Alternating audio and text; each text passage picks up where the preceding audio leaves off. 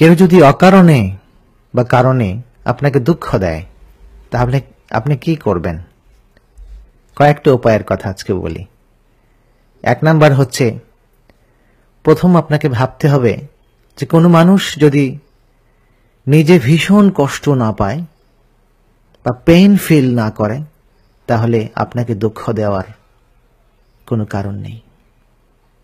সুতরাং প্রথম যেটা করতে হবে সেটা হচ্ছে ওই মানুষটার দুঃখটাকে ফিল করতে হবে এবং নিজেকে ওনার সিচুয়েশনে বসিয়ে ভাবতে হবে যে ওনার জায়গায় আমি থাকলে পরে আমি কিভাবে জিনিসটাকে ডিল করতাম, কিভাবে রিয়্যাক্ট করতাম, আমি কতটা পেইন ফিল করতাম এবং সেই পেইন ফিল করে আমি কিভাবে রিয়্যাক্ট করতাম।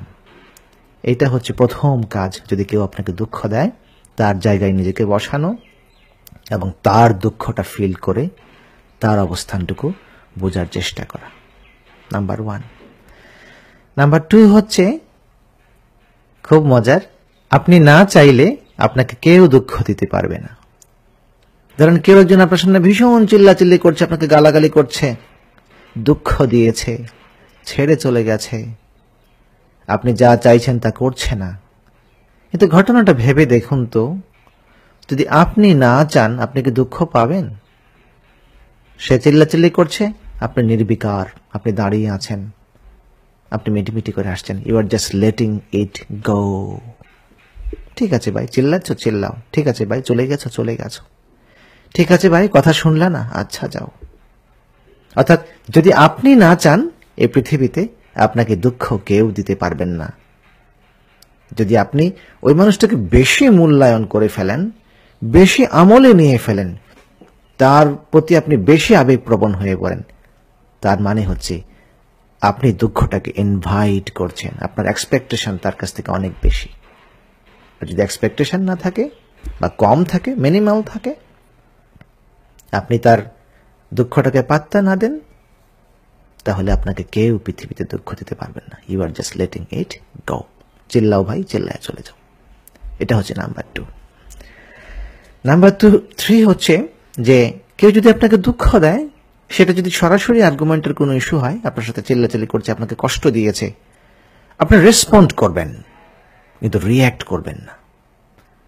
রেসপন্ডটা কি জিনিস? যেমন আপনাকে বলছে যে আপনি এই কাজটা কেন করলেন, তখন ঠিক আছে, আপনার যে অবস্থানটা আছে আপনি সেটাকে ক্লারিফাই করেন, কিন্তু উনি চিল্লাচ্ছে বলে আপনাকেও চিল্লাইতে হবে, উনি তেড়ে আসছে বলে আপনাকে তেড়ে যেতে হবে, নো। আপনি রেসপন্ড করেন। উনি উত্তেজিত, ভীষণ উত্তেজিত, চিল্লাচিল্লি করা অবস্থায় কথা বলছে, আপনি ধীরে শান্তভাবে তার কথার উত্তর দেওয়ার চেষ্টা করুন, কিন্তু উনি যেভাবে রিয়্যাক্ট করে আপনার কাছে তেড়ে আসছে বা আপনাকে দুঃখ দেওয়ার চেষ্টা করেছে, প্রতিশোধ পরায়ণতা যেন আপনার মধ্যে না থাকে।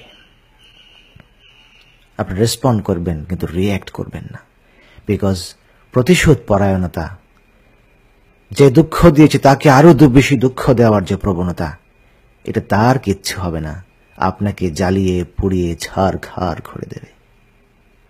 সুতরাং কথাটা বলবেন কিন্তু রিয়্যাক্ট করবেন না। 4 নাম্বার হচ্ছে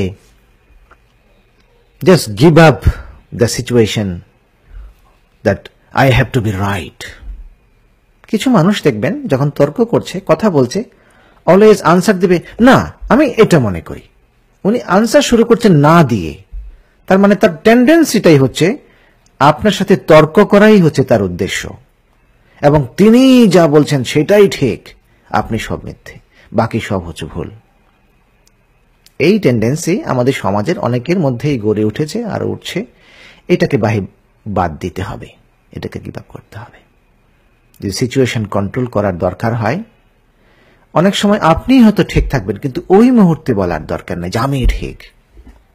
এমনকি অনেক সময় আপনি এমনও দেখবেন যে আপনি যে ঠিক এটা না বললেও যদি আপনি শান্ত থাকেন, আপনি স্লো ডাউন করে ফেলেন, অটোমেটিক এই জিনিসটা চলে যাবে, আপনি দুঃখ পাবেন না, জিনিসটা খারাপের দিকে যাবে না। সুতরাং give up that I have to be right, আমাকেই সত্য, আমাকেই টিকতে হবে, আমিই ঠিক, এই চিন্তা ভাবনা মন থেকে বাদ দিতে হবে।